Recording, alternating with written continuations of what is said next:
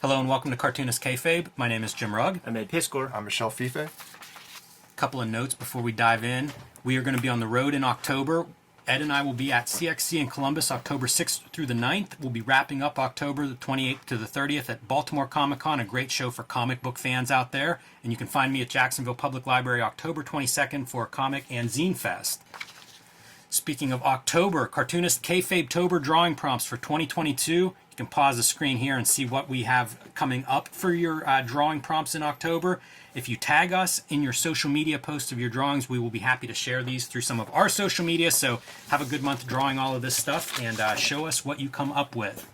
We are working cartoonists here at Cartoonist Kayfabe, and buying our books is what makes this show possible. So let's start with Michelle Fife's Copra, issue 43, self-published, brilliant, is available now from michellefife.com. Image Comics collects the trade paperback collections of Copra. Maybe a little bit easier to find these in your local comic shop. 6 volumes of which are available up to this point, and a hardcover oversized collection is coming out in November, collecting the first 12 issues of Copra. So order that wherever you get comics. Ed Piscor's Red Room, Trigger Warnings, coming to comic shops in September. This is the second season of Red Room. Both of these contain all self-contained stories, so pick up Antisocial Network or Trigger Warnings wherever you buy books as soon as you see them. And Hulk Grand Design Monster Madness is in comic shops right now. There is an oversized collection of this coming out at the end of the year or the beginning of 2023. You can order that now wherever you get books. And Street Angel Deadly Squirrel Alive, back in print after almost a year from Image Comics, again, wherever you buy books and comics.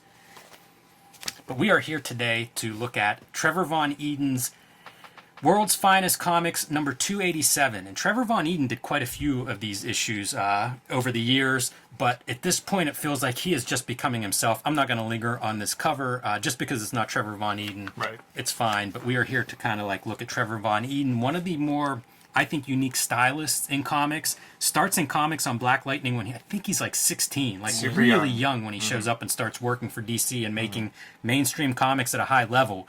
So at this point, quite a few comics under his belt, and he is doing stuff stylistically that doesn't look like anybody else that I can think of. One of the noteworthy pieces, and the reasons why we're doing this issue specifically, is that Lynn Varley color on top of him. Because it's pretty rare that we get to see what she does with the same 64 color palette that everybody was using in comics for 100 years. And she does some really cool flourishes on top of his work here. Yeah, we looked at a Batman, I can't remember if it was an annual or Batman special that Von Eeden draws and Lynn Varley colors. So if you like what you see here or you'd like to see more, check that out in our archives. I think this issue is easy to miss because of the cover. Yes. Because it's not representative of what's inside. This is sort of like a weird treat for certain readers, you know? And you can see already, like, some of when I say it's stylistically unlike anything else, this Batman doesn't look like anybody else's Batman. You can see even some of the shading lines, I feel like, are very different than what I see in most comics. The color stuff she's doing back there, I feel like a lot of colorists would not have taken the time to do that. And this face in specific makes me think of, is there at least a little bit of, like, anime influence? I'm talking Battle, like, Von Eeden would have been the age of, like, Battle of the Planets, you know, Gatchaman, Star Blazers, maybe super early, like Robotech maybe or something like that, but like the Go Nagai type Shogun Warrior site, he would have been that age, you know, and that feels like those cartoons. And I say the cartoons because manga was not coming. He would have been watching those shows. Yeah. Check out Lynn Varley's color here, because I see 3 shades on this face. Those lips are like a 50% magenta as opposed to your 25% in the flesh tone with a little bit of yellow. And if you look at that highlight, I think that's straight 25% magenta, no yellow. So very subtle stuff, but she's going for it. And then I love Von Eeden does this kind of stuff where he's cutting up panels within panels, almost just creating abstract shapes, you know, aimed at some kind of, I guess, overall design ideas, but very different than what you see in a typical comic. This is a good moment for Von Eeden, too, because he had been building up since he was 16, right? Drawing Green Arrow, mostly just backups and stuff. And then around this period, he nails that Batman annual, the 8 with Lynn Varley. And then he goes on to do Thriller, right? So that's sort of like his seminal work from that period. This is right in between. So this is a total fill-in issue. It does not have to look like this. And he's just going wild on it. So it's almost like he broke out in that Batman annual, and now he's just revving up for what he's about to do. Yeah, that is a great run. That's the reason that I love Trevor Von Eeden, because of the books you just described. If you collect a lot of his stuff, and I'll find things in dollar bins and grab it, he has a very restrained style in a lot of different projects that he's worked on, and it makes me wonder, like, was the response to some of this stuff, it's too wild, make it a little more readable or reel it in? Because this is the stuff that excites me. This is the reason I want to buy it, but it's not in all of his work. And I wonder if that's editorial, controlling him a little bit. Look at just mark-wise. It feels like this is a guy who's just experimenting with drawing, like some of the marks of like the smoke, that's a very abstract brushstroke. And he's inking himself. Yes. Which is a kind of new thing at this point. I love the way he's doing motion. I have a few of these kind of fill-in issues from this time period, and he does a lot of this stuff where it's almost different visual ways to represent motion. Again, part of what I'm attracted to, and then coming up with like this kind of stylistic extremes. This is pretty cool to see right here, dude. Boland against Trevor Von Eeden. Yeah, it's wild. This looks like Boland being inked by somebody, right? Oh yeah. It's just not quite that fine polish that he brings to his It art. might be like Dick Giordano or somebody. I think it inked Camelot. I think it was one of the first direct market comics, Yeah. right? Camelot 2000. Yeah.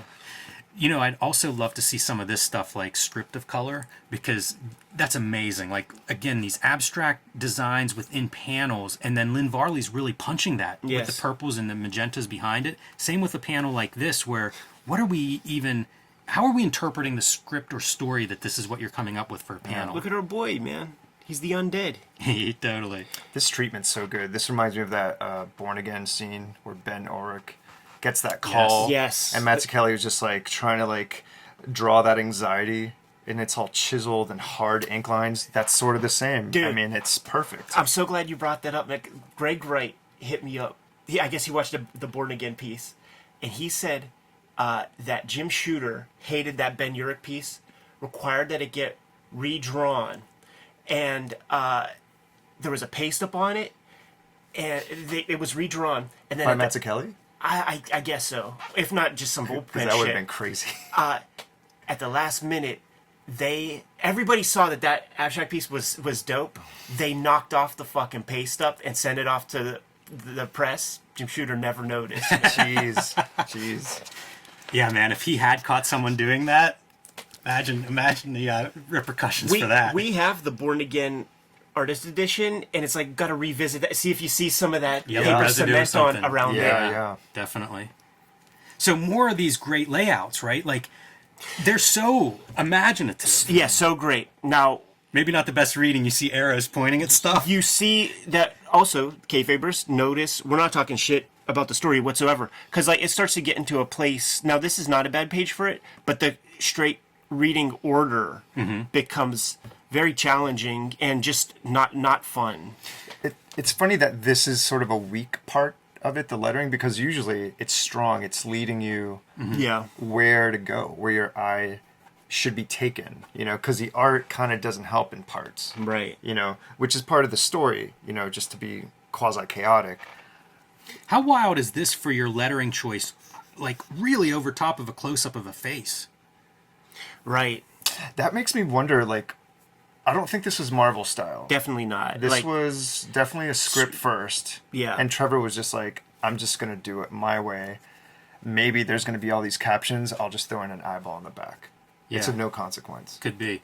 I like Varley, like, choices that she's making here, because it would be easy for all this stuff to bleed together. So if you pull out a red panel there, it kind of helps just create some kind of separation and order here. And I love that the lettering goes same treatment there color-wise. is that a cable zappy eye? I think it is. I think so.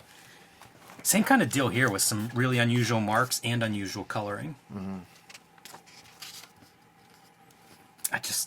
I'm such a sucker for this. This is probably going to start showing up in more of my comics of like the non-perpendicular lines. Yeah, I've been messing with that a lot in my Red Room stuff also. And just like Gestalt theory, like this Yes. line just continuing throughout all the panels. Hey, same with this one. Yeah, and for going sure. right through the middle of this guy's eye. So even though the line isn't here, the point of interest continues. Yeah, and like if you're trying to do this kind of thing, like it's suggested to do it this way more, where it's broken up in the middle, because he does a very good job because it's like negative, positive.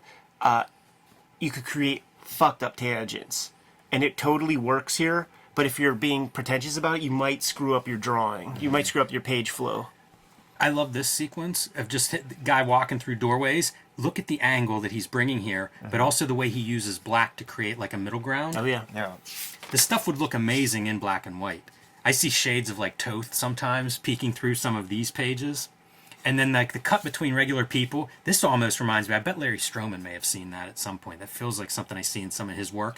But to go from like regular people to then the superheroes, really doing some different stuff in the art and in the drawing and line art to like almost create room for the colorful part of the superheroes.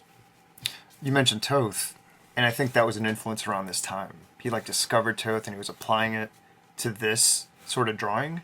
But the weird thing is that as opposed to Toth, this storytelling is almost like avant-garde, weird. It's almost aggressive. It's almost like daring you to make sense out of it. And Toth would play around with the form like that, but not really. I think Toth would look at this and be like, I don't know what's going on. Absolutely. Failure. You gotta make notes. So it's a cool balance, I think. It's tough using the like ellipse templates and shit to make sure that you get the tires in the exact proper spot. It's a good solution. Trevor Von Eeden figured something out there. It's another nice Varley piece. Again, creating separation by choosing to go with the monochromatic yellow there for Superman instead of like the same colors. I thought this was interesting line making. Reminds me a little bit, we look at Romita and Al Williamson, Romita Jr. and Al Williamson on Daredevil with some of these kind of parallel lines. This predates that run, but I feel like that's a really interesting bit of shading, especially with next to her hair, looks like a heavy brush line. Yeah, he's going flat with it. The other place you would see that sort of thing would be the Toddlebin inks on the set, but there would be modeling in those lines, using like a 107 nib or something, like a softer nib to get you the thick and thins. That chisel face. Dude, just some of this stuff, it makes me wonder if it's like that Steve Bissett stuff that he talks about, where it's like, get your bold blacks in first, and then draw with pen around it. Yeah, I'd be real curious about that. Do you think those are markers? I always wonder. Like, especially those lines right there. Like, It's very possible, organic markers. because like he would go through continuity, right? And like I feel like he had a relationship with Neil Adams, who was one of these guys that was famous for markers, and so was Alex Toth. Like he wrote about using felt tip pens in some of the comic trade books. At the time. The most Tothian stuff is when he's using his fine liners, his flare pens. Yeah, if Von Eeden had gotten into Toth around this time, like he may definitely be experimenting with the tools. Right. Good use of white space and nice variation based on the pages we've seen so far. It's like, okay, one more tool I can bring to a non-boring page layout. Really. Here's some more of that Gestalt theory that ties in everything, where you have like this line, you got that border there to give you some separation, but you see when you have that distance, it really ties in the whole page as a unit, and then this is continuing with this. None of this is by accident. These pieces that connect. And from a distance, I mean, this would look good on the wall as an image. Right. Just This a is solid good impossible. Like for me trying to figure out page, I really don't try too hard because it just seems too much to juggle. The only weird thing about this page, and I don't know whose call this was, is that balloon and that tail. It looks like it might have been Trevor Von Eden's suggestion. Like he designed that to cut across that face, because that's a pretty bold move on the letter's part if that was just the letter. But it seems that could have been fixed. That could have been just pushed up a little bit, put that balloon there just to keep the storytelling consistent. I think it's a good move in that you're going from this word balloon to this word balloon. So if you were to move this, like say over to the side where it's still coming from off screen left, you'd almost go into this balloon next, like based on the Eddie Campbell read the next closest word balloon. Yeah. So it works well in terms of reading. It is strange from a graphic standpoint. Or it could have had no tail. It could have just been like a word and connected to that. Because that's kind of the next... is that the next panel? Or like... I think it reads this way. You know what's... I think you're onto something, because Marvel would do that, right? Like if there's an off-camera person, it would just be the bubble. Yeah. This makes me wonder, and just my nerdy ass is going to start to pay attention to DC Comics. Like, would they use that piece of language? I don't think they did. I'm not so sure that they did. I think there are always tales connected to their stuff. Yeah. Don't know.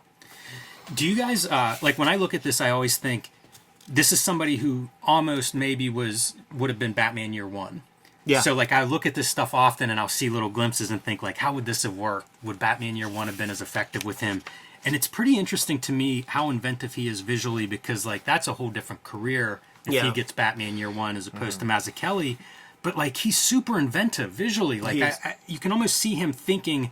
I think there's overlap the way those guys think visually at times. I think he's also he's very inconsistent, and there are periods, and I think something like Year One, he would really step up in a big way, and we might have seen a lot of stuff that we've just never seen on the page. Look at how cool this is for all negative space. Again, if this is in black and white, she's just such a good shape inside of the black of the jacket. Yeah. And it's almost, this is a separate panel, you know? Even though there's no hard panel border anywhere, you're creating these panels like almost within this, like a montage of a page. Yeah. It's really cool. But like this stuff to me feels very Mazzucchelli-like, very Toth-like. Sure. And I could see this style going into a Batman Year One, and weirdly stylistically a lot of overlap.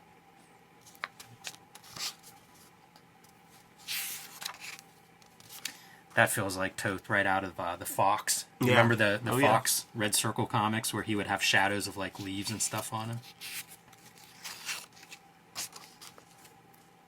Oh wait, go back one page real quick. I think that's, you miss it if you blink, but he's standing on a statue, and that statue's holding out a sword. Like I thought that was a branch for the longest time. Oh, But I'm that like, is what's he strange. doing? Oh, he's crouching on top of a statue. You don't see it before or after. It's just there, and you just kind of have to figure it out on your own. But again, it's such a small detail. Like I just recently noticed it. Yeah, it's pretty bizarre. It makes sense kind of in the composition of the panel, but it doesn't make sense in terms of like, wait, what? Yeah, Yeah, it's funny. And Batman peeping some people there. very Toth. That small Batman figure. Very like, what's that famous, the Flyer of the Skies or the Death Sky, whatever that's called, the Archie Goodwin written story. I like that whole page, like people, romance moments, romance comics, people kissing and stuff. This kind of stuff was something that I thought was really effective. Man, that face is a Toth Batman face if I ever saw one. And again, like these kinds of weird perspectives that create motion, he kills it in several of these books at this time period. It's great to see that scale too, and just those bigger, heavier brush marks. It's a lot of language that was not common in DC Comics at this time. Or comics in general. That's true. Or mainstream comic. I mean, this is a newsstand thing. It does make me wonder, like, anything that he's looking at. Like, it feels like there's Toth here, but is he looking at...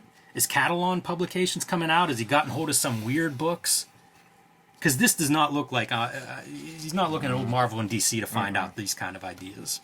Maybe it's like the next step of a Neil Adams evolution. Like, he's just taken that to that other degree. But it's super graphic. Yeah, the layouts really feel that way. I'm always reminded, Ed, of that Neil Adams quote that... I don't know why I ascribe it to you, but yeah, I think you might have shared it with me or whatever, Larry Hama, about like, you know, drawing this thing in your head or your thinking. And it feels like that's what he's doing here. Like this is a lot of invented ideas from a composition standpoint. Well, yeah, Neil Adams, I think, told Larry Hama, like, you're drawing something that is cool in your head, but you're not going the extra distance to make it cool. Yeah, you're and just then kind you of start to- shortcutting it. Yeah. I think Von Eeden just draws the cool thing. And these full pages where it's like multiple panels, but it's really like one large page. I understand why people don't do that. Not an easy thing to do, but it really sings whenever he does it. Color really helps it here. All the darker tones for this dark version of Superman. Not dark version, he's struggling, but in terms of like the page design, it's just... It could have been handled differently, and I think this is perfect. And she's using real odd colors for his like red boots. Yes. Yeah, it's a great... It feels off because it's Superman and it's like the darkness. You know, it's almost like he's entered Batman's world here with the dark colors, with the nighttime. She's not giving you any pop. Like even the yellow, it's not 100% yellow. Like it's orange for the yellow on his suit. Like she's not giving that to you. You get that at the end. Another nod to the topless Neil Adams Batman. This is usually what World's Finest was. Totally. It's Kurt Schaffenberger, sort of like colorful, super heroic stuff. And then you get this, you know. I had actually pulled another World's Finest with Trevor Von Eeden because I don't know when we're going to do more of World's Finest. But I did want to just showcase, this is from issue 305, so figure about 6 months later. And same kind of thing, like it's still Von Eeden doing stuff that I haven't really seen before. And when you get into some of these kinds of pages, when I was talking about like the full pages that just sing, it feels like, how didn't people recognize like this is a superstar? It's too Put far. him on a good book, put him on something high profile. Why? It feels like something fans should have rescued him, like the good World's Finest artist. No, that, like, No, like I mean? Too ahead of its yeah, time. the fans ain't looking for this. It is wild stuff, though. Well, fans weren't reading World's Finest, first of all. Yeah. That's probably the And truth. fans probably didn't respond to this kind of stuff. But super inventive, what he's pulling out of this. And I mean, like if they don't let the dude do the cover, that's let you know. Like That's we true. need somebody to sell this thing for us. But I mean, this is very, very wild stuff.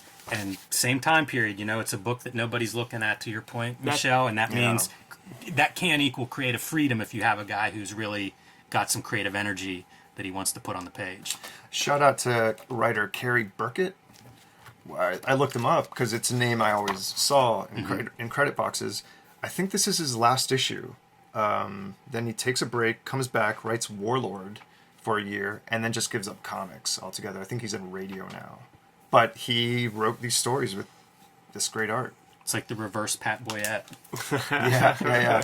I'm not sure what the fan response to this was. I could get a few subsequent issues and look at the letters pages to see if anyone notices, but I don't know. All right, man. When we go digging, we'll look for issue 290. Yes. Let's do it. And hit the letters page. Man, you guys good to go? Let's do it. Yes. Favors, like, follow, subscribe to the YouTube channel. Hit the bell. We'll notify you when new vids are available.